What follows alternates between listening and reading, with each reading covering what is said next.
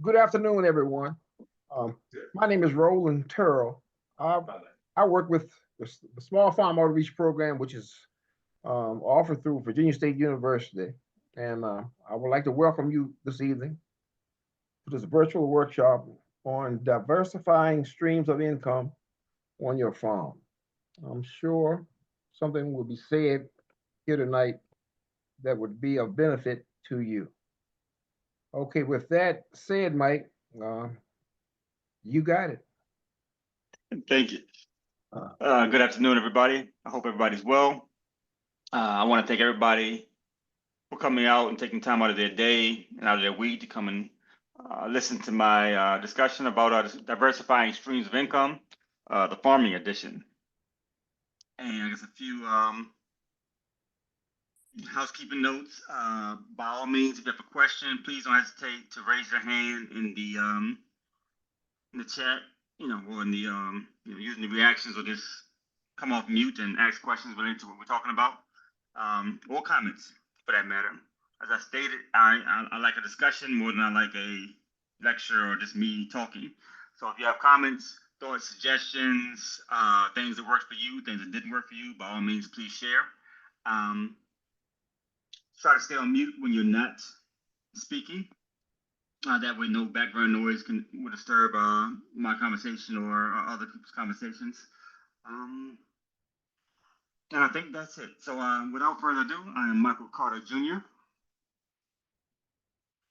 Um, of Carter Farms and Agriculture. My family has a century farm. It goes back to 1910. And not sure if anybody is familiar with me, but I probably do not look like or act like the typical farmer. Um, I enjoy trying to earn an income and make money that makes sense and not just drudge in the fields, sweating and getting stung by sweat bees and horseflies and the like. And as most of us probably know, making money on the farm can be challenging at times, especially with the number of hours that we spend on the farm and the amount of money we get for our proteins or our produce or other services. So this is another creative way that I utilize to generate income on the farm. This would be some of the things I do as well as some of the other farmers that I know and work with. Um, and it's especially in these times when it seems like grants and other things are not as accessible. It's critical to be able to figure out how to diversify revenue on your farm as much as possible to keep our farms growing. Virginia lost approximately 10% of their farms this past cycle of with the U.S. with the ag census. And in that process, I mean, we lost about 7,000 farms, and among black farmers, we lost about 20% of black farmers. So farmers are being lost for various reasons, but many reasons are because of a lack of revenue and just being able to sustain the farm or being able to make it appealing to the next generation to take it over. And I know in my community where I'm at, when I'm driving around, I ride by locations that used to be farms that were like farms last year, 2 seasons ago, and now they're subdivisions. Now they're retirement communities. Now they're Dollar Generals, and that's very alarming to me. So one of the reasons why we do this is to kind of make sure that we can figure out how to generate enough revenue in our enterprises, and our institutions, keep the farming institution and the farming occupation and vocation alive and well going into the 21st century or 22nd century. Before we begin, I'd be remiss not to take a moment of silence for our ancestors. Just humble our spirits and think on, reflect, and whisper some of your ancestors' names, and just keep those spirits in your minds and your hearts as we go through this.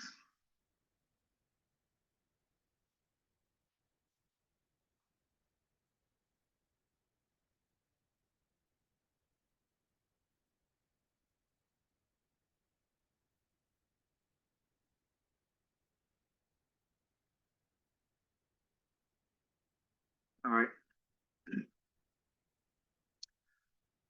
Just as I'm looking back, I remember farms of yesterday. And I'm pretty sure many of you all may remember farms of yesterday as well. And this is what they generally look like. sows, cows, and plows. So in most cases, when we think about a farm, we are generally thinking about sows, cows, and plows. Something related to some animals, usually cows or pigs, and some tillage, some planting of row crops, baling hay, and the like. And that's all well and good. That has a place in agriculture. It has a very strong place in agriculture. But it's not always the most optimistic, especially on smaller farms, especially on urban farms or suburban farms, or farms in suburban areas that have certain ordinances around how we move and what we can and cannot do. So when we approach these farms and think about farming into the 21st century, we've got to pivot a little bit to figure out how we can make it much more appealing and move away from the cows, plows, and sows that I knew growing up. So part of that process is reimagining farms of tomorrow. And these are some of the thoughts and some of the experiences I've had with farms in terms of how we see tomorrow with our farms. The first thing we have to do, which is the most critical, is making liability your responsibility. And what do I mean by that? Virginia has a right to farm. And according to this rights to farm, we are allowed to farm in almost any area that's zoned as agricultural. And we can't be moved away from that. And that's a key point because there are a lot of farms and farmers who've had challenges that I know personally with various municipalities in terms of having a farm in an area that may be zoned for farming, but the broader community may not be as friendly toward the operation. And knowing the law is half the battle regarding your agricultural operation. If you have an agricultural operation already, this is a key legislation that you should be aware of, that you should not be bothered by anyone talking about nuisances or you can't do this here or there, because under law, we are allowed to have this Virginia right to farm. And these are some of the restrictive ordinances around the farm, pretty much stating that once you're doing your farm, localities cannot adopt requirements that can stop you from being or having your farm. Virginia is a very farm-friendly state, and we want to make sure that stays in place, and laws have been put in place, acts have been put in place in the state legislature to ensure that.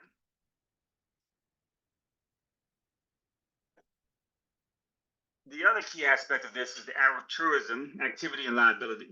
And this is one of the most critical areas that I encourage if you're going to have any events, any activities in a farm, that you be very much aware of. That this is a pseudo form of insurance for your farming operation.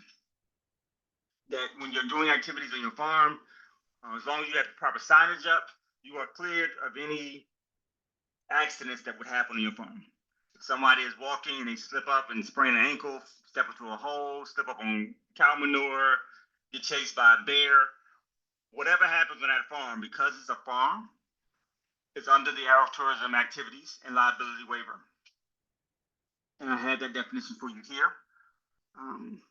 That's the definition of it. That's the notice that's required. What Virginia does require is to have a sign and signage up on at least 5 areas of your farm with this signage, stating that it's an agritourism site and pretty much listing the liability waiver that's out. When you come to visit my farm, that's generally the first, the second, and the third sign you see on my farm. I got one in the woods just in case you didn't see it. It's there, you just didn't see it. I got one on my gate. I generally have a few printed around the farm. I have one on the back end of my farm that if you get that far, you pass about 6 of those signs already. Those signs have very clear detail to it and very specific requirements related to what standards they are. If you look on section B, the sign should be placed in a clearly visible location at the entrance of the agritourism location and at the site of the agritourism activity. The notice shall consist of a sign, letters, with each letter to be a minimum of 1 inch in height.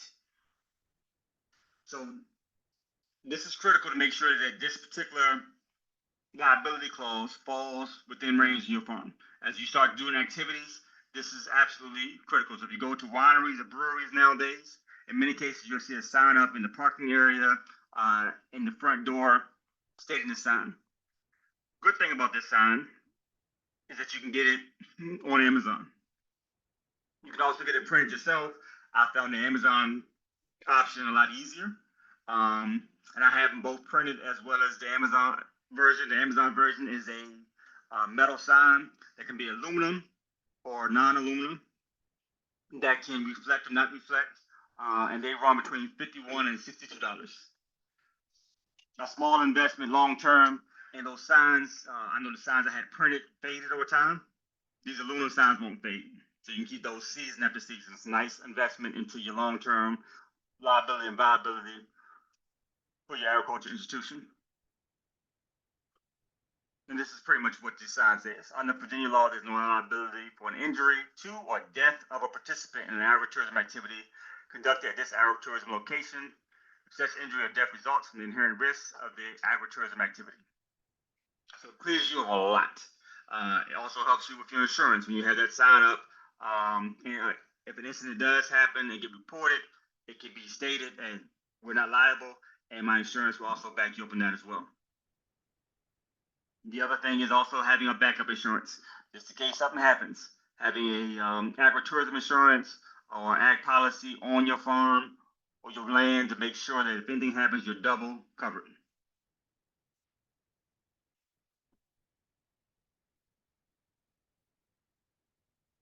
One of the first areas we'll talk about in terms of on your farm is forestry and silvopasture. Forestry is, trees. And most of us who have farms have plenty of trees. You can be in a standard forestry program in which you have pines up. You may have hardwoods, and you look to cut those every 20, every 25, every 30 years to bring in revenue. Silvopasture is incorporating trees into your pastures for your cows to give them shade and different places to graze that's not straight pastures. There are various programs that provide support for that. Virginia Tech has a whole forestry program. And these are some of the resources Virginia Tech offers. The National Agroforestry Center, the Profitable Farms and Woodlands Guide, Profit is Key, the Center for Agroforestry. One of the ones I really like, and maybe I watched too many of the ginseng hunter shows back in 2016, 17, but the Marketing Wild Simulated Ginseng and the Growing of American Ginseng. Those are very unique aspects as well. Ginseng has one of those shelf lives or growing cycles. It takes about 5 years to get a crop, but it's highly valuable. And if it's done on your farm, generally it can be relatively safe. You shouldn't have to have any poachers or anybody else coming on your farm to acquire those things. It does have an inherent danger at times in certain areas, but I'm assuming your farm won't be on those in those areas.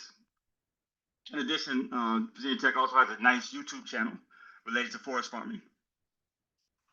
So they have the Virginia Forest Landowner Education Program, which provides various resources about what you can do on your farm. How to stay safe, how do you measure your timber on the farm, how do you calculate your timber, how do you harvest your timber, etc. These are all great resources, and most of us go to YouTube University at some point in our lives, and I'm no different. I spend a lot of my time when I'm in my car listening to various things to figure out how to generate funds on my farm. And I'm only mentioning a few of them for myself. There's a whole bunch of other ways to make money on the farm, and I'm sure you all have done a lot of those things already or are planning to do them. So this is not the end-all be-all in terms of the list or the activities. These are just some mere suggestions to give you some insight about some things you can do to diversify income on your farm. The Rural Energy for American program is an active grant program in USDA Rural Development. This program just opened up April 1st, and it closes June 30th. This provides, I think, up to 50% funding for solar panels. For solar panels and other renewable energy resources. I plan on doing another workshop with that specifically, probably in the next maybe 6 weeks or so, mid-May, to get more insight on this particular program. It's still active. It's still an active grant program. It hasn't been shut down or anything. Very much available, and I encourage all who's interested in renewable energy systems on their farm to attend.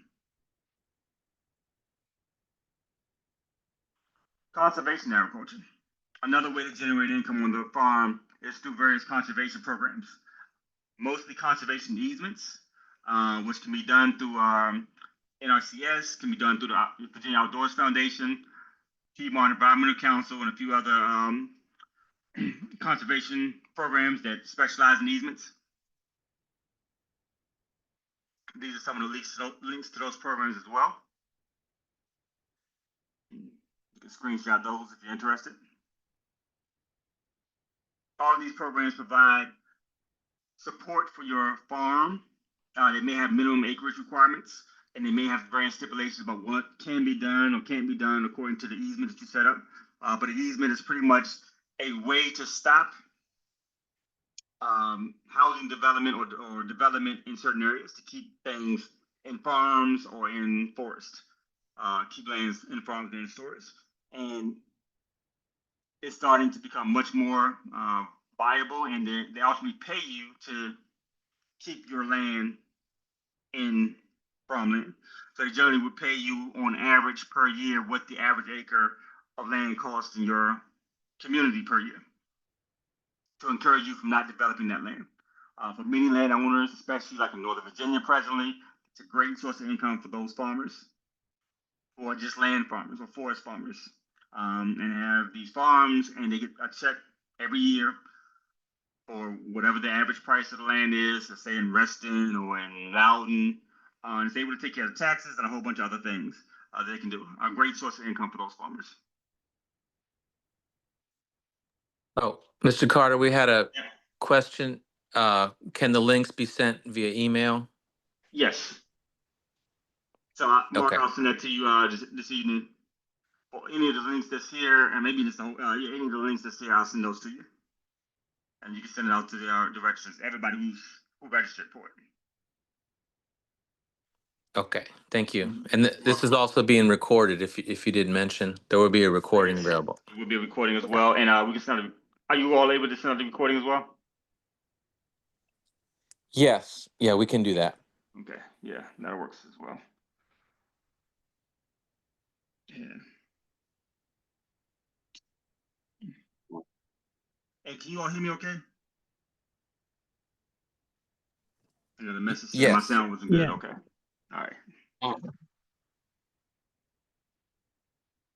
The next set of things are, things like pumpkin patches, sunflower and corn mazes. A lot of us have seen those. Those generate a lot of income. They also generate a lot of interest into communities. Forgive my picture. I have a very unique sense of humor, so just but pumpkin picks, sunflower and corn mazes bring folks to the farm. The next set of things we'll discuss is how do you bring more people to the farm? And when you bring more people to the farm, you can actually diversify in terms of what you're selling or offering to those consumers that are coming to your farm to visit. And there's different ways you go about doing this, and we'll talk a little bit more about that. But these are just a few of them so far. The other one is entertainment. The next couple of farms I'm mentioning are within 2 miles, 3 miles of my farm. I pass them going to my farm from my home. Is there a question? All right, so this is Sweet Vine's Farm Vineyard, which is a mile away from my farm, and they had a band come down, saxophonist. On that day, not to tell all of her business, but she grossed about $40,000. Had about 500 people to her farm. And I mean, that's a one-time shot. I mean, expenses are pretty high, but it's a nice little revenue stream. You know what I'm saying? And it looks really good on the balance sheet to be able to have those events. And once you have one successful event, there's usually an occupation called promoters. And promoters pay attention to what's popular, what's doing well, and generally look for unique places to hold events. So I know Sweet Vines gets a lot of promoters coming in looking to do events. Sometimes she may partner with that promoter, maybe split the door 50-50 or split, she gets all the bar because she's a winery, so she gets all of that. So they may split promotions. Sometimes she may just rent the property out to the promoter. And that's still income coming in. So you can partner with promoters, you can just rent it out with promoters, or you can do it yourself. Host events exclusively for yourself, and you take all the profits. You also get all the headache and all the responsibility of maintaining it. But you can also, again, do the things that you really like to do. Everybody has a little niche and a little interest. So if you find something that some people will be interested in, you can do those things at your farm. I've seen various events at different farms. I've seen origami. I've seen like paper airplane contests. There are a lot of things that you can do to bring people to your farm. And once you get them there, you can sell them on the various other items that you may have at the farm. There's another event actually coming up this weekend at Sweet Vines. We have a comedian coming in, a cannabis influencer, music. They'll be doing a sip and paint, for $25 a person, and food trucks, as well as the income from the snacks and all that. You can generate a few $1,000s pretty quickly doing events like this at your farm.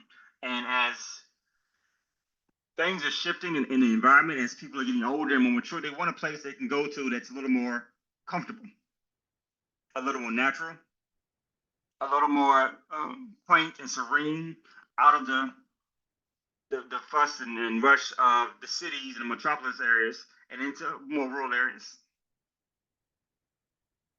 This is another one right down the street from me. They do mud bogs. And this is probably not my cup of tea. I don't want to mess up my land like that. But they have a certain area of their farm that they run mud bogs. They do 2 to 4 a year. And again, they generate a lot of income, a whole lot of income, a whole lot of followers on social media. And are able to do these things. I mean, you see on this flyer here, they have a mechanical bull, a bounce house. This also allows you to spend a little more time with the community because you're allowing other businesses to benefit from your business. And when those things happen, your community grows. So this one is coming up next month, May 25th. So if you're in town and you're interested in coming down to the mud bog, it is a little loud, but because of the Virginia Right to Farm Act, that loudness is not a nuisance, So they're not, none of the neighbors are complaining because this is already grandfathered in. This is an event we did at our farm last year, planting plant, and more of a farm to table experience. We had individuals come in and explore the different senses related to agriculture and food and farming. We had a plant wave technology set up where you could listen to what the plants were saying or vibrating on the frequency they were on when they were playing certain music around them. We had numerous things for sound. We had numerous things taste-wise. We had a couple of chefs out there to demonstrate some of the good food they were creating. We had a paint and sip as well, or plant and paint. Individuals got a chance to paint the scenery. For most of our programs, we don't charge because we generally get a lot of grants. And those grants allow us to do these workshops and programs and provide an opportunity for farmers and other folks to learn how to engage in certain things, as well as to have community-based events to get people toward agriculture. And I just showed you 3 different farms within like 3 miles of each other. And the one thing we never worry about is competition. The market is so vast. We could probably do the same thing on the same day, and we would still have our own unique markets, and we wouldn't hurt for business, for people coming out there. And a few times we have, all 3 of us have had events on the same day, and our turnout was not affected by that at all. We have very unique markets that we market to, so don't be scared to do things together, or don't be concerned about if you're doing it on another day with another farm.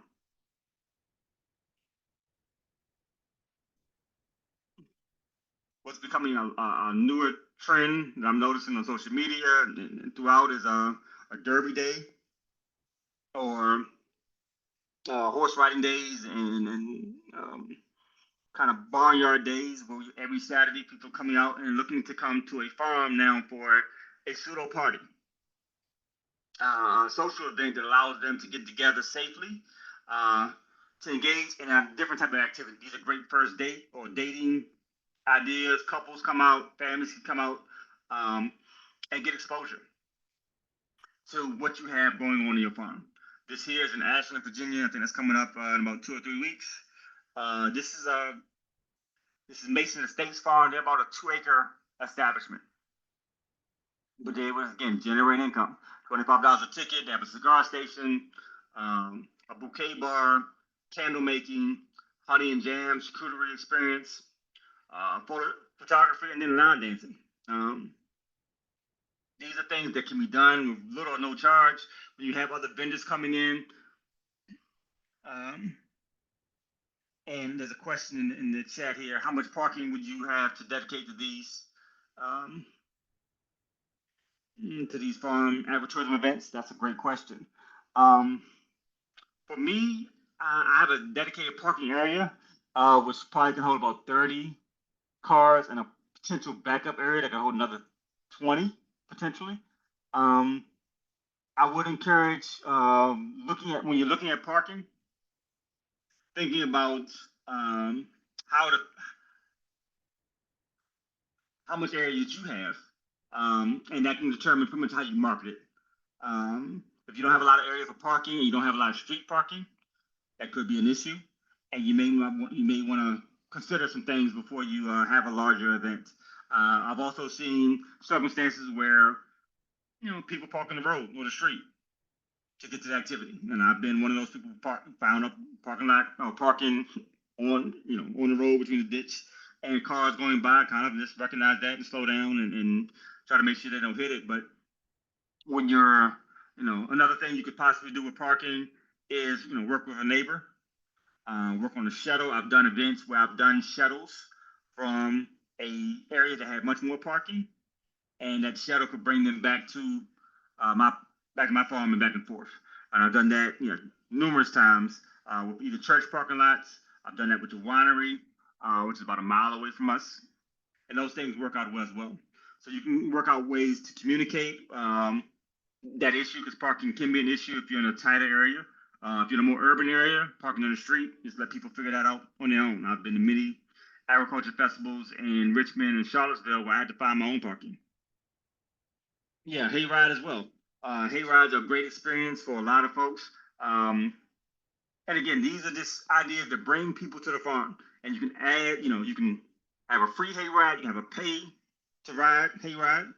Again, these are all revenue streams that can come in. Things that sometimes in the agriculture community we take for granted, people would definitely pay for. And in paying for it, or just getting them there to buy some value-added products, to buy some produce, to buy some protein, just to increase your social media following. All those are great ways to go about that.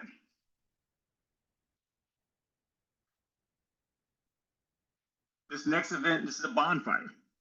This is Browntown Farms. This is in Warfield, Virginia. Let's see if this link works here. This is their event they did last month, and I was, I'm good friends with them and their farm. I've been in there several times, and I love the experience they created of making, again, growing vegetables during the day, being an event space in the evening. And I'm gonna see if this video works for you to take a look, just to kind of see the experience and the marketing that can come out of this.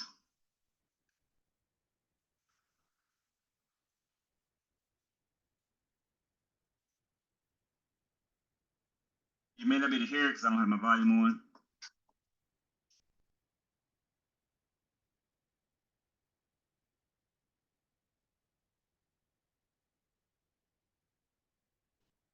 They had about 300 people at their event.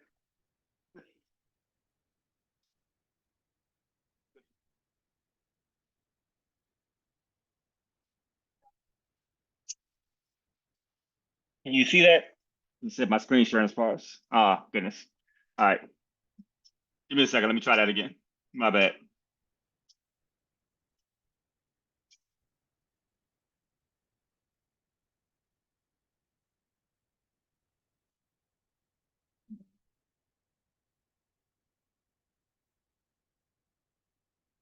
Can you see that now?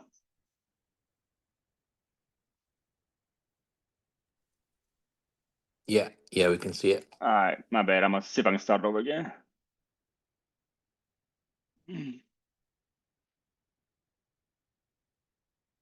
Uh,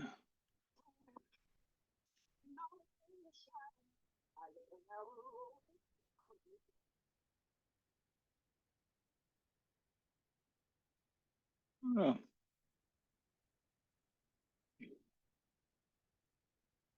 Let's see if I can get this back up here again. I'm having all sorts of technical difficulties.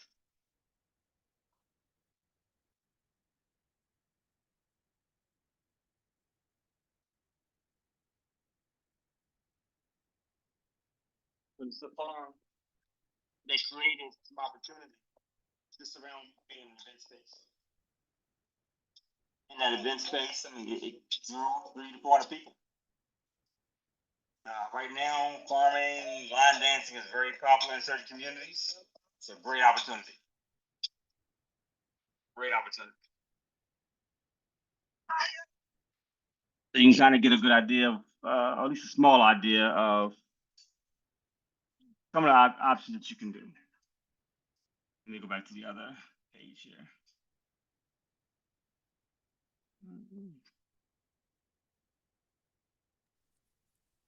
Mr. Carter, we had a question in the chat. Mm-hmm. How much parking would you have to dedicate to these farm agritourism events? Well, yeah, I was explaining that earlier. The amount of parking really depends on how large you want to do the event for. And ideally, you want to have enough parking to cover the people that's there. But if you're a smaller farm, especially an urban farm, just let them do street parking. So, and I've done events where we had against street parking. Let me pause this real quick. I'm sorry.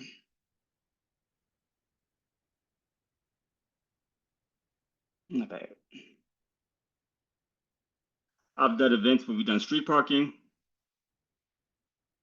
Where we've done, we've been able to do events where individuals could come out. I'm sorry, I'm having technical difficulties here. Bear with me.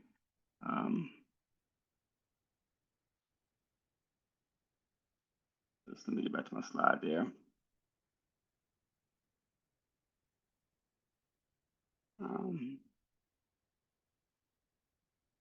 So these are, so parking, is relative to how many people you expect to be there, the type of space and land you have. I know the winery that's next to us, they just cleared out about another 2 acres of land for parking, which, they saw it as a necessity. And that's really is about, if you can generate that type of crowd to come to your farm, parking is going to work itself out eventually. You'll figure out solutions to that.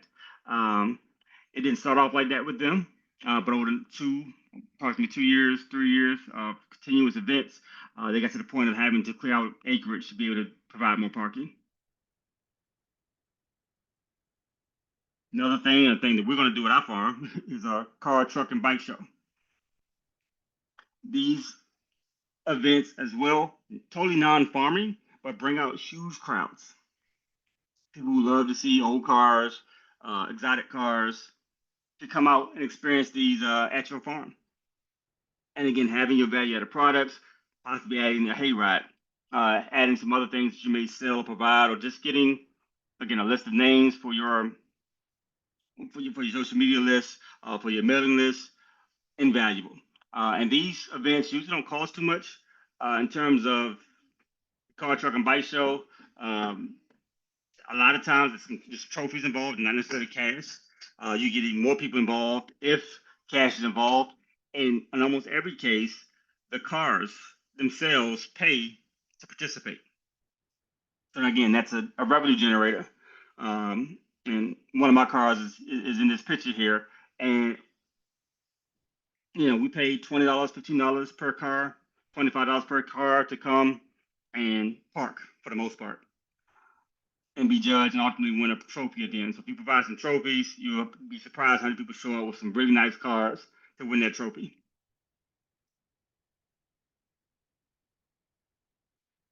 And these are just some other car shows that are happening. This is one in Petersburg. This is one in North Carolina coming up, or this past. That's my little Mustang. That's at my farm. I won that car show at my farm because I was the only one in competition. Um,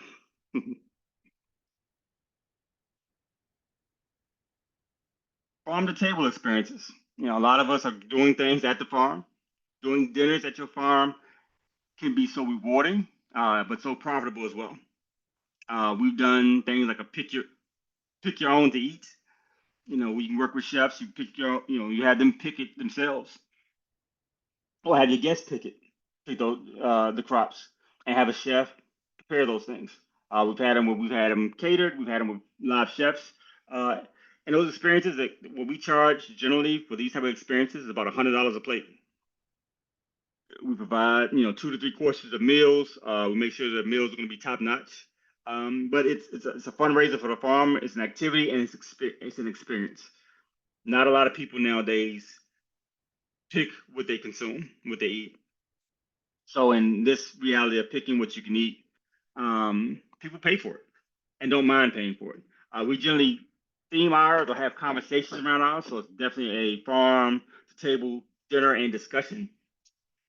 And we generally do 2 to 3 of these a year, and they're great money makers. Don't cost you a lot. Have nice silverware, nice plates, nice tablecloths, and give them an experience that's social media worthy. Experience they remember for a while. And I've had numerous people come up to me after they came to the farm talking about how they enjoyed the meal, how they enjoyed the food.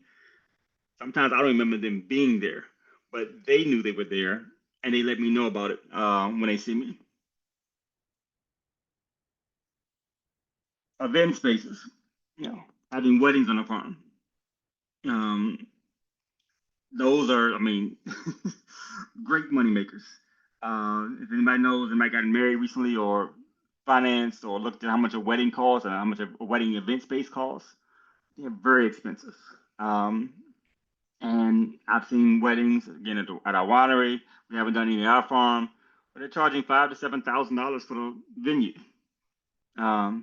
That's pretty good money if you can just keep the grass cut, have some nice decorations, and give them an experience that they're going to remember for the rest of their lives, because this is going to be something they remember for the rest of their lives. So having a much more boutique style event space allows for people to really want to invest in it and have an experience there that's going to last a lifetime. One of the things we do as well is like an amazing race styled events. And these work great for birthday parties, for family reunions, for corporate team building, farm literacy, which is one of the things that we are keen on is helping people understand the various aspects of the farm and agriculture.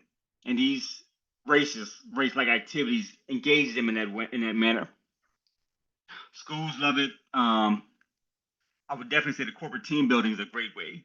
And it's a market that I haven't actively touched, but I know it's out there. Approaching companies in the community about doing corporate team building at the farm on a weekend, on a weekday, during the week, in the morning, to allow for team building exercises. These are great events. Again, it doesn't cost you too much besides some creativity, but these are great ways to think outside the box. Cute and unusual attraction sales. I'm planning on bringing some of these little mini Highlanders to my farm because cute sells. If when you look at this picture, even if you didn't say it out loud, if you said it in your head, that's money.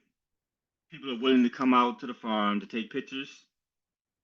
They're coming out to the farm to pet them, to feed them, and the feeding is where I won't say the hustle is, but that's really where the money can be, where you're paying, where somebody's paying you $2 to go get a cup of your feed and feed the cow, or feed the goat, or feed the horse.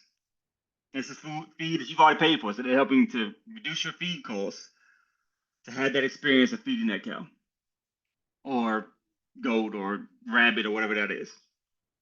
These are great for children. These are just really unique experiences that we need to incorporate more. In addition to breeding, if you have a few mini Highlands, I'm not sure if you're familiar with that market, but their calves sell for somewhere between $7,000 and $15,000 a calf because of the uniqueness of their breed and them being small and tiny and being cute. Again, when you create experiences like this with photographers who can capture those moments, priceless. Parents are willing to pay to have that experience. Photographers are willing to pay you to have events at your farm to be able to capture experiences like this.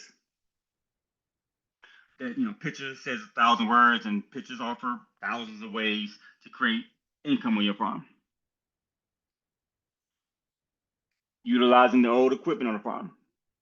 It can be old, it can be rusty, it can be dirty. It's that rusted appearance that people really appreciate and want to have. It's a appearance of authenticity. When you see those things, it's very authentic.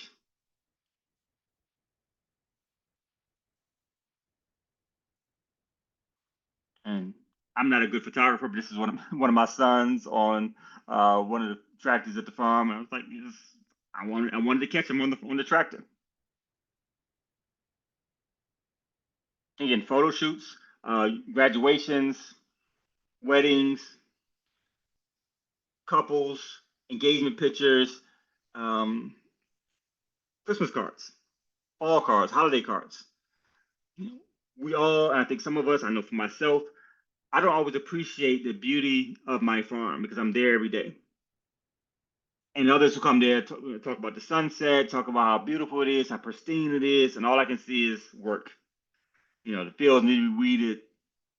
I got to get this up. I got to do this. I can't see the beauty that's in front of me, but others can. So give them the opportunity to see that beauty and pay for it with photo shoots, contacting photographers, to be able to do these type of photo shoots that don't cost you anything but some background and permission. In many cases, you may just have to cut the grass potentially. And I've seen some that hadn't had grass cut, that has broom straw or other weeds, and it's all part of that rustic farm experience. That one person's weed is another person's prop. Having bales of hay, and we've seen those pictures of folks taking pictures beside hay, under hay, or on top of hay, etc. And it's we don't always we take it for granted many times, but it's something that's great for photo opportunities and events. I'm gonna take a small break right now. And Mark, you want to add or mention the Qualtrics, the survey? Yes, I had to switch to my phone here. Did I can got it. you grab it out? Someone who's got I got it. the older chat. Wait, can I see? No, I can't see the original chat. Can somebody? I already put it in there, Mark. Oh, you got it? Yep. Yeah. So if you could So take a okay, go moment ahead. to fill out this survey. This survey for Virginia State allows them to continue to do programs like this. They had to report back based upon your feedback. So if you could take just 30 seconds to fill out the survey, and then I get started again. And by all means, entertain any questions, comments, thoughts anyone's had thus far. I know we may have been moving through this quite a fast. I talk fast, so.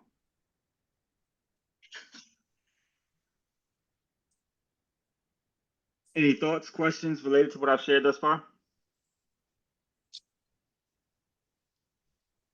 I could mention a while ago, probably about 10 years ago, at VSU Randolph Farm, we had a agritourism field day where they cut a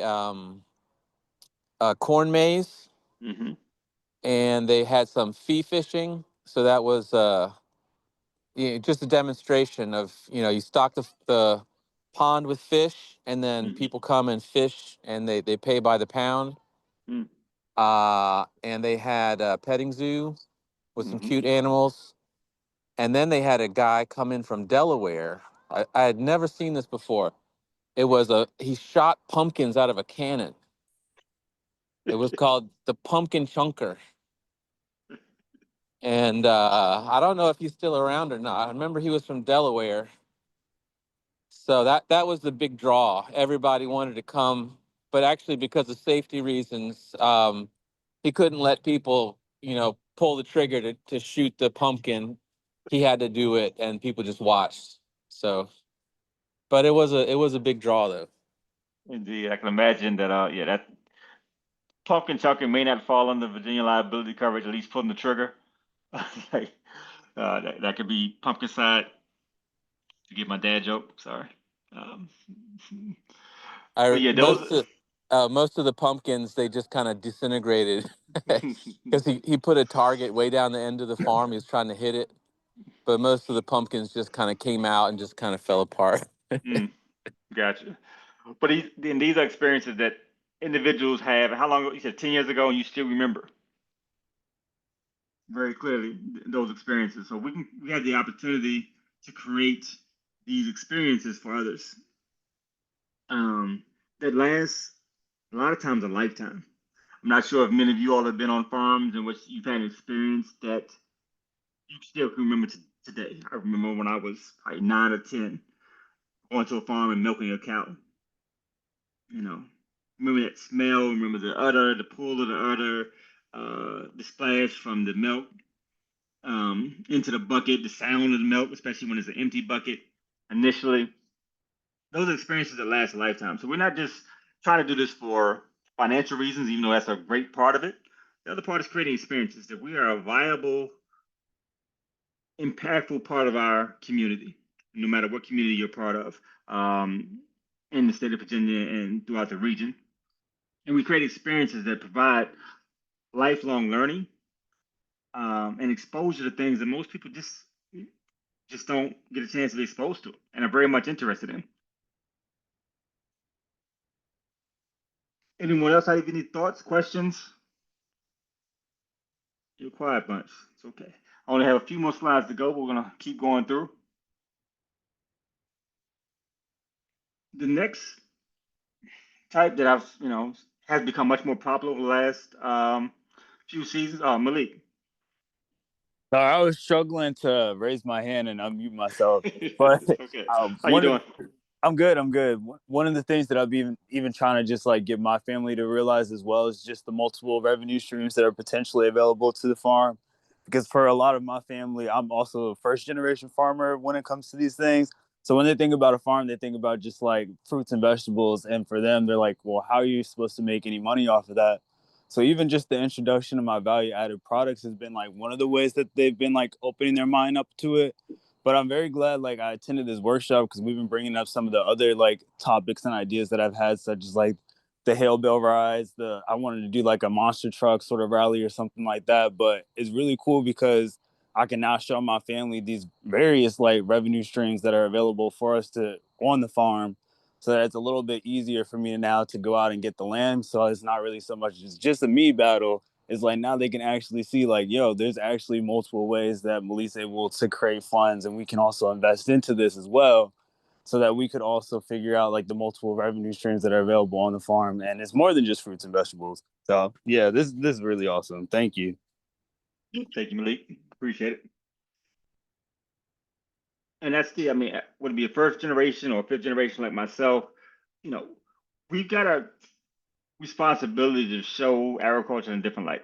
Um, Malik, even though you're first generation and I'm a fifth generation, I I have the same challenges, struggles, situations that you have of trying to get away again from what I mentioned earlier, the cows, plows, the cows, plows, and plows aspect of agriculture, and get into much more of event space of um, the things to do, because that's critical to earning income on the farm and bringing in revenue and bringing in people.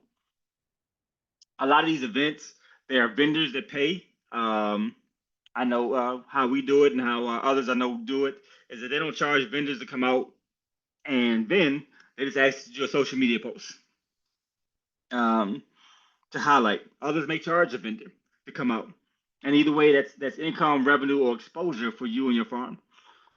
And that's critical. The more people that know about you, the more people want to come out and support you.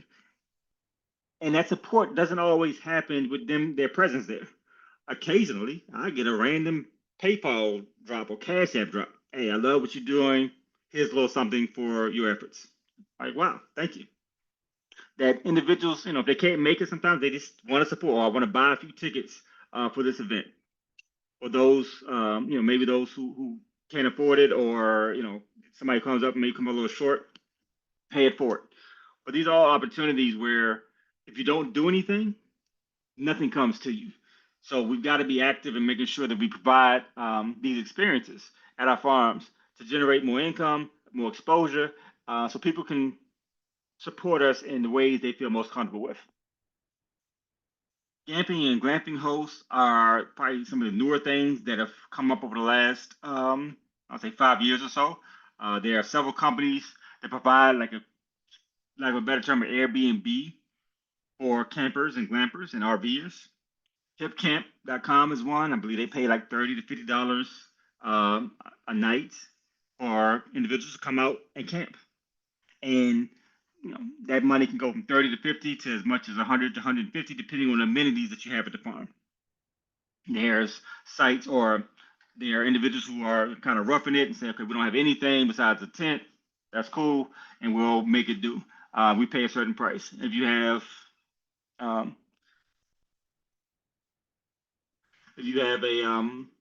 a bathroom and shower facilities, you can get another price.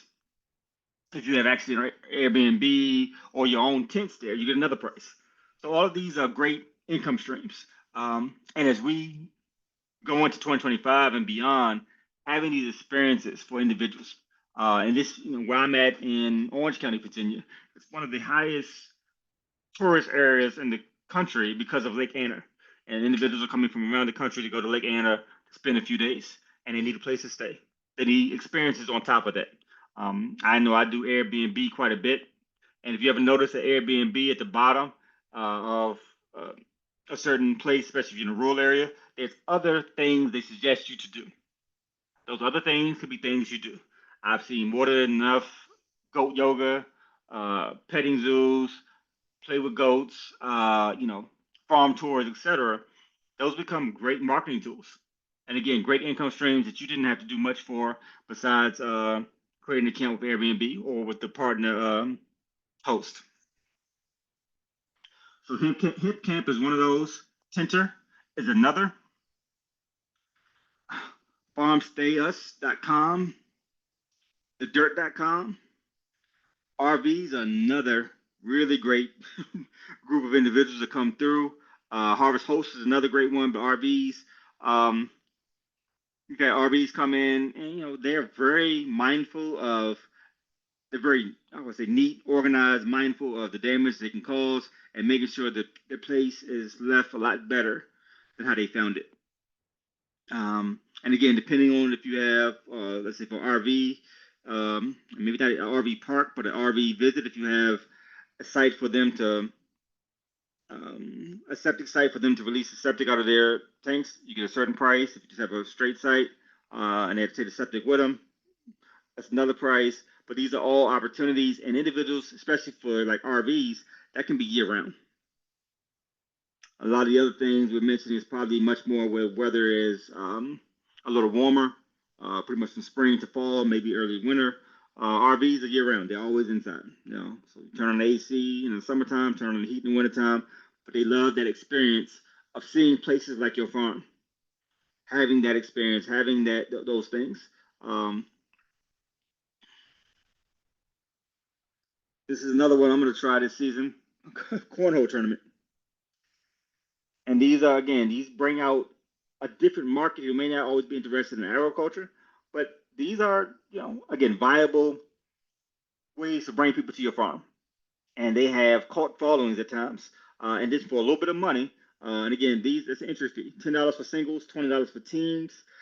And you take some of that money, and if you see at first place is 2 weekend festival passes, which they may have worked out with the farm, and that's the farm offering the passes, so that's not even it's not costing them a lot besides time. The second prize is or that's first prize is $100. So if you have 5 teams, and you're gonna have way more than 5 teams most likely, that covers the cash prize that we require and brings these people to your farm for the day in most cases, enjoying themselves, creating that experience, creating this is the place to be for this Saturday or this Sunday.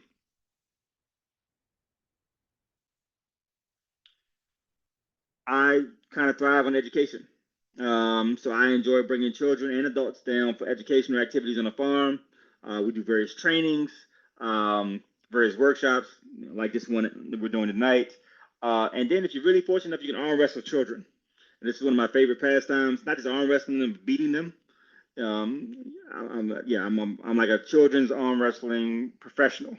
And I'm like 13 and old right now on my street. And this is unique, and this, forget my dry humor, but for that child and those individuals that are watching, they're gonna always remember that. They're gonna remember me crushing this child's arm, not crushing his arm, but definitely winning the contest after I overly dramatized almost losing, and then came back for the win. But these are things that I hear about from children, from adults who come and visit the farm, the experiences that we create. Education-wise, schools, especially a lot of homeschool collectives, they they enjoy coming to farms, and they're willing to pay to come to farms for your time. Wellness retreats as well, Miss LaBoy. Absolutely. Wellness retreats, mental health retreats or advances, great ways to bring people out and allow them to just be in touch and in tune with nature. You have up the street, there's a farm, and they do quiet retreats. You come to the farm and you be quiet for 2 days, for 3 days. You don't talk at all.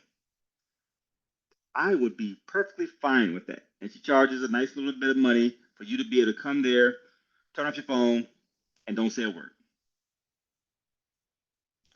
These are great marketing ways of marketing your farm, creating income, and creating experience for people that are looking to get away from the hustle and bustle of their normal everyday life.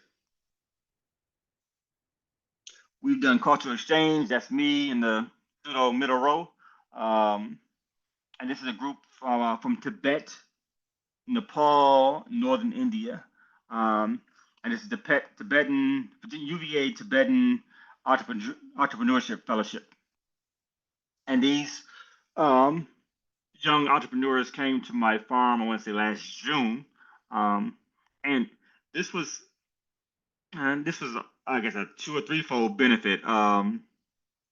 They came to the farm. They paid me for the visit. We had a nice lunch, nice discussion. And then they invited me to Tibet, or rather to India, to their home, Dharamsala. So, I think in June, they came to my farm. In December, I went to their country. Free of charge, didn't cost me anything. But again, it gave me an opportunity that I would have probably never had if I didn't open up my farm. And I would have never guessed I was going to India. That wasn't on my list, but it was afforded because I opened up my place for them. And while there, I met the Dalai Lama, which is an amazing experience as well.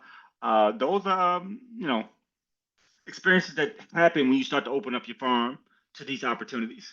I encourage everyone, don't worry about trying to be perfect and having it, manicured and golf course neat. Create the experience, invite them, and just improve on your experiences over time. But don't stress yourself out about how it looks and the appearances, because we're much harder on our institution, on our properties than others are. As long as you don't have trash strewn everywhere, and you don't, the grass is somewhat mildly cut, everybody's gonna love the experience because it's a farm. And then once you understand more about farming, and it's people who understand more about farming and what it takes, doing some of the other neater stuff, unless you have a staff, which may come after you have a few seasons and workshops and events where you're generating income and you can afford a staff, people understand and will continue to support you in that process. cooking and wellness classes. We've had various cooking demonstrations with professional chefs. This is Chef Mason from former executive chef or head chef at University of Virginia, preparing some local tofu at one of our local farms in Culpeper. Uh, Here we had a wellness function, a health fair at our farm, and here the gentleman in the burgundy suit is an Olympic sprinter, and he was teaching us how to walk. Showing us the proper way to walk, to have the proper gait. If your foot curve a little bit to the left, a little bit to the right, it will help us to be aware of those things when we're walking. And you'll be surprised when you bring in experts, what you can learn, what people can experience, because they're looking for something and they're looking for a new experience, and you can provide them that. I do various lectures at the farm. This is me doing a lecture and a history lecture. And you can do, whatever your interest is, whatever your interest is, you can do it at your farm. You can have workshops or events, no matter what it is, because it's yours. So if you're into anime or cosplay, you can do, a fairy or a cosplay like adventure at your farm, medieval times, a Civil War enactment, cooking, photography, painting, artistry, music, sheesh, anything you could pretty much imagine, you can do at your location and draw a crowd and charge them to attend. And for many of us, we're experts in our field. We may not think it, but we are. We know what we're talking about when it comes to our farm. You can do things around how you grow. Where do you grow organic? Where do you grow biological? Where do you grow, what you grow? You grow certain crops that, you have a knack for growing, or just in general agriculture, general gardening. You're an expert at it. And you being an expert, you can actually hold events that make sense for you and allow your farm to generate income. And we talked about this earlier a little bit, mental health and wellness or mindfulness retreats. This is me actually at the UVA farm, and I'm barefoot, working with my students there and kind of showing mindfulness and wellness through walking barefoot through their farm. And I didn't mention, but there's hiking events that can be done on your farm through the woods. There can be plant identification with FFA, with 4-H, just in general, survival skills. Unfortunately, we've had various events at our farm, and then we had impromptu shooting lessons. Various family members showed up and decided to have target practice. That's also, if you're into that, that's a thing too. So we there are opportunities in every way to make money. We haven't talked about like mushrooms, specialty crops, flowers, bees, beekeeping, vermiculture. There's so many different ways to generate income from the farm that doesn't require cows, plows, and sows. That allows you to diversify quite a bit. As I used to say prior to probably January 28th, 2025, I would say I'm a grant farmer. And in that grant farming, that's how I generate income. I wrote grants and I was able to do programs that I wanted to do and generate enough income from the grants to be able to pay myself to do those programs. Um, and there's still opportunities to do that. There's still various grants that are open, but it's about kind of understanding and moving through the administrative aspect of those grants to figure out what works best for you. We also had engaged um, several years discussing various farming topics with various politicians. So this is Senator Tim Kaine, the senator of Virginia. We hosted a farming roundtable with him in his office to talk about those issues related to farming. And from there, he went to various other farms throughout the state, but we were on that list. We had visited my farm, and then we went over to the winery as well to have a roundtable discussion. So politicians especially listen to farmers. Farmers make up, right now, I think in Virginia is about 37,000 or so farmers. Our needs are heard. We've seen just with tariffs and with different things happening with the administration that the farmers' needs are trying to be met first, because we are a very strong demographic politically. No matter what side of the aisle you're on, we have a voice, and that voice needs to be heard. If you ever talk to a politician and you tell them you're a farmer, you're going to get their attention. immediately. And trust me, I mean, I say that just from experience. Every farmer, I mean, every politician I've talked to, we've been able to exchange cards, and they want to learn more about what we do at the farm. And I can almost guarantee they're going to want to know the same about you. Airbnb or agri housing experiences as well on a farm. These are container homes. One day I'm gonna look to build them out on my properties. These are little bits of luxury that you create these homes. These are larger capital investments in those things. Whether be container housing, tiny homes, trailers, yurts, glamping tents. They're large investments, but they reap decent, consistent revenue.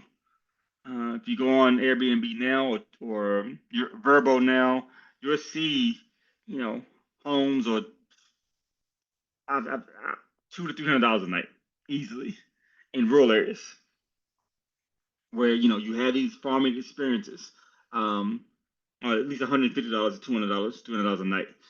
4, 5, 6 of those nights takes care of a mortgage, takes care of some of the payment that you had to do for the financing that you had to acquire to do these things. But it pays off in the long run, and it adds much more value to your farm and your farmland. Creates an experience that people keep coming back to, keep telling their friends about. It may even be able to create opportunity for you to have a volunteer workforce. But there are different ways again that we can show and create different levels of income with the farm. So I want to say thank you all for your time, for your attudeness. I want to definitely entertain any questions that you may have. Any ideas that may have been spurred by what I've shared this evening? And I'll open the floor for you all.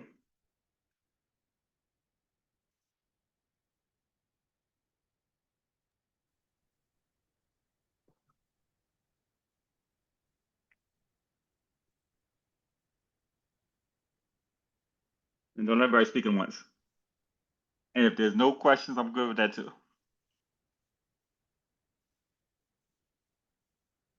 Thank you. I'm glad we could share just a few of the ideas that I'm familiar with, and I'm sure you all have many, many, many more ideas.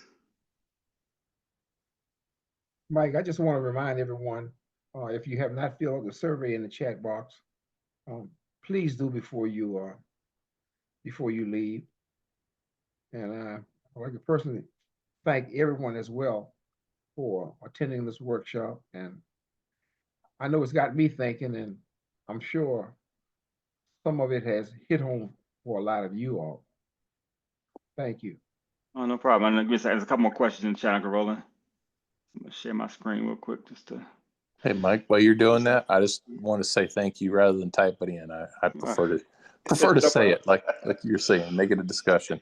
A lot of great ideas, and that's what I was looking for. So thanks. Right.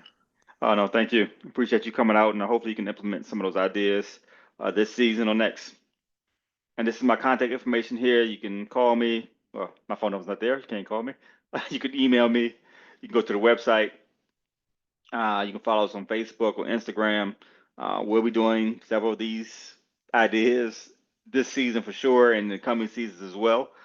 Just because we've got to figure out how to, generate a whole lot more than just the produce that we grow. We've got to grow experiences, and when we grow these experiences, we've got to be able to market them, sell them, and make them make sense for all of us, and dollars. And there was a question I think about zoning. Let me see.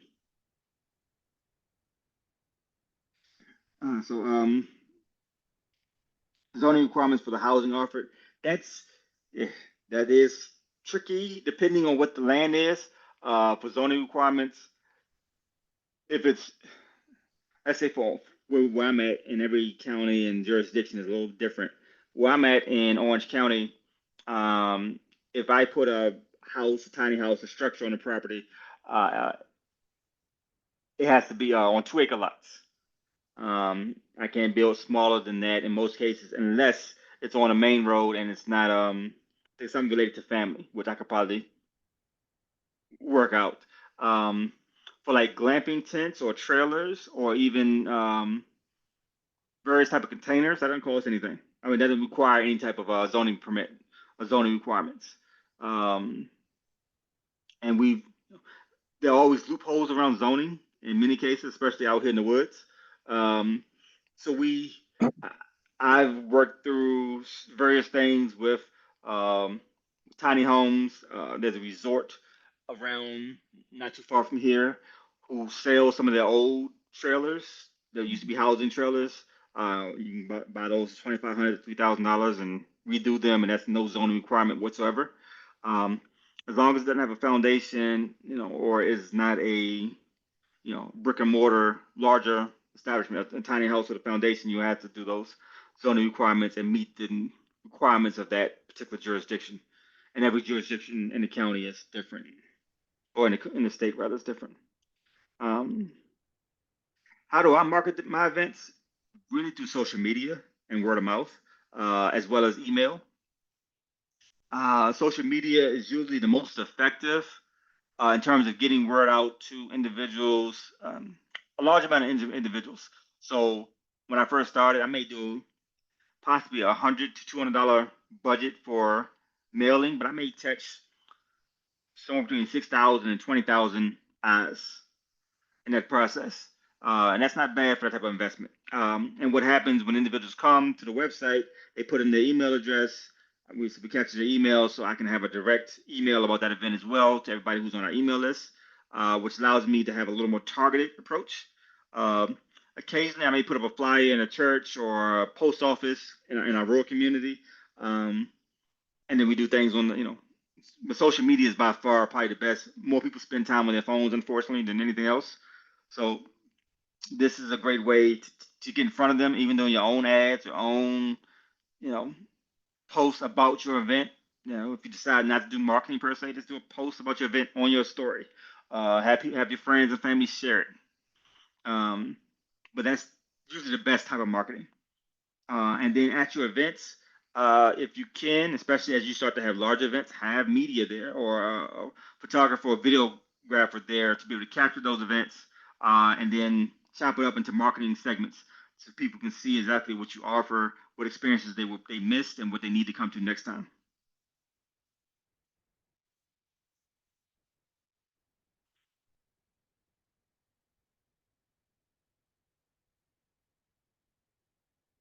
Any other questions or comments or thoughts?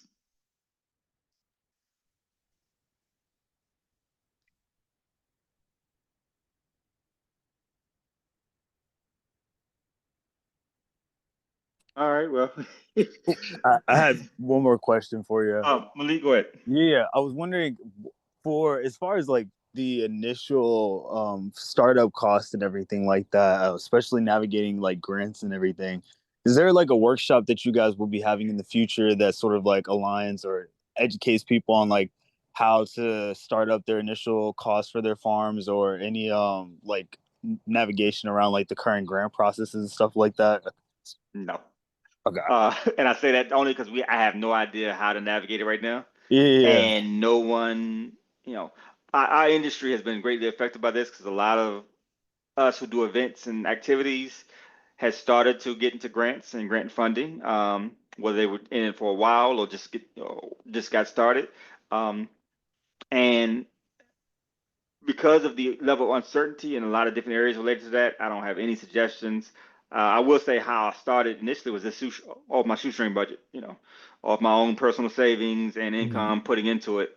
And it's tight for a season, but it loosens up as you do more. Another thing I did and do like with Virginia State or with others is do workshops with individuals and have them pay me to do the workshop. A little $200 or $500 is motivating, even beyond it being financially rewarding for you. It's motivating to know that people are paying to hear you talk, to hear you speak. Because when you're first getting started, you may not see yourself as an expert. You may not see yourself as somebody who is valued or has something to say of expertise. And it takes people saying, "Hey, you did a great job," or "Hey, I loved your talk," to get your confidence up to be able to continue to do this. I don't have a problem when I see young farmers who are doing things that I like, having them do workshops with me to one, put a little bit of money in their pocket, but two, to increase their confidence about the skill and the knowledge they have around a particular subject matter. And that helps a lot in getting them going. Even finding elder farmers who master certain things but don't have the social media knowledge or understanding, or the larger knowledge or understanding to be able to market themselves or put themselves out there. So I'll do a workshop at an elder farmers um, location and make sure that elder is actively involved in that process. That I want them to be able to share or pass on the knowledge they have. We go to colleges and universities for knowledge. And almost every farm I've ever been to, there's been a college level professor farmer on that farm who knows the ins and outs of that farm, of what they're growing, the nuances, the touches. So, that's how I approach it, and that's how I kind of try to market, try to get started. And when I'm incorporating other people, I'm learning. So I can go to a farm and learn about an Akbash dog. I can learn about a livestock guardian dog where I don't have any dogs. I can go and learn about cows. I can go learn about soybeans and plant, and row crops. That's why I like a lot of these programs that Virginia State does, is that you can go and learn, listen, and then create partnerships after that. That in many cases, all of these, especially when we're in person, these are great networking opportunities. Right. And in networking, opportunities come up. You just kind of keep opening your mouth, introducing yourself, and those opportunities keep coming. As my grandma would say, a closed mouth don't get fed. You know what I'm saying? So we got to keep doing those things of constantly opening our mouths to make sure that we're in the right place to receive the opportunities. Perfect. Thank you. Yeah. Mm-hmm.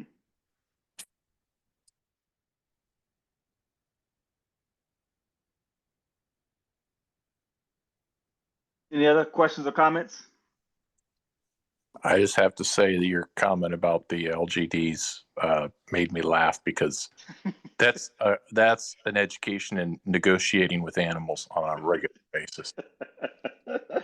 So yeah, I mean, unfortunately, I'll try to do one probably later on this summer around the livestock guardian dogs. I mean, it's a whole industry that's built around that, and especially as individuals are buying and trying to create more farms at home, having that livestock guardian dog there to protect, would it be a Great Pyrenees or Akbash, or I don't know, a German Shepherd or Aussie Healer or any, you know, these are all unique. Even guinea fowl and geese could be livestock guardian animals. Yep. So but Just the told the education neighbor I system. was setting up my guinea hen roost up closer to her home than mine, because I want them, but I didn't want to hear them. I mean, those are, again, the knowledge that we have related to our relationship with nature, to animals, is all marketable, is all sellable, is all knowledgeable, and we got to make sure that we don't undervalue that knowledge that we possess. And I'm nowhere probably near as knowledgeable as you, Mark, related to that, but it's the stuff that a little bit that I know. I know I can know a lot more, and I would love to attend a class on it. So we're probably going to work to do a class. Uncle Rolly, we're going to do a livestock guardian class, probably in August or September. Sounds good.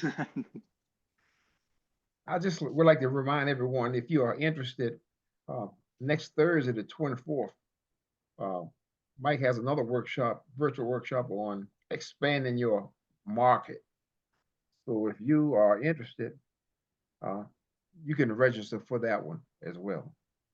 Yeah. So we'll talk about how to make more money.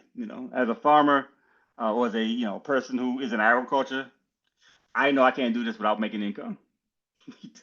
It can't happen. I got too many other mouths depending on me to feed them, for me to do this pro bono. So yeah, the next Thursday we'll be here again to talk about different markets, market access, improving various things with produce, market outlets that maybe you haven't considered, and even markets on your own farm. So for anybody interested, please come on out next Thursday. I expect more conversation next Thursday because we talk more about money and how to make it. But if anyone else have any more comments, questions, thoughts? Will they see the link or can you send the link in the email for the upcoming workshop? So they can register for the upcoming one. Let me Yes, see. yeah. Uncle Roland, you can put that in the chat if anybody's interested, or Mark, Yeah, Mark, well, I mean, or you know, we'll just, email it as well. Yeah. Oh, I'll put it in right now. You can just open it up on your device. okay. Okay. So this is the expanding markets Yeah, next Thursday, on same time, 6:30. 24th. 24th, Yeah. yes, sir. Okay. Yeah, that's the link in the chat. Awesome. Are you guys sending an email, a follow up with like the recordings and slides or anything like that? We can. It takes a while to produce it. We're gonna put the intro and the outro on it. Then we'll put it up on YouTube. Perfect. We can give you the raw recording if you want that before it, or you can just wait and yeah, we can mail it to everybody. But we have a YouTube channel. It's just VSU.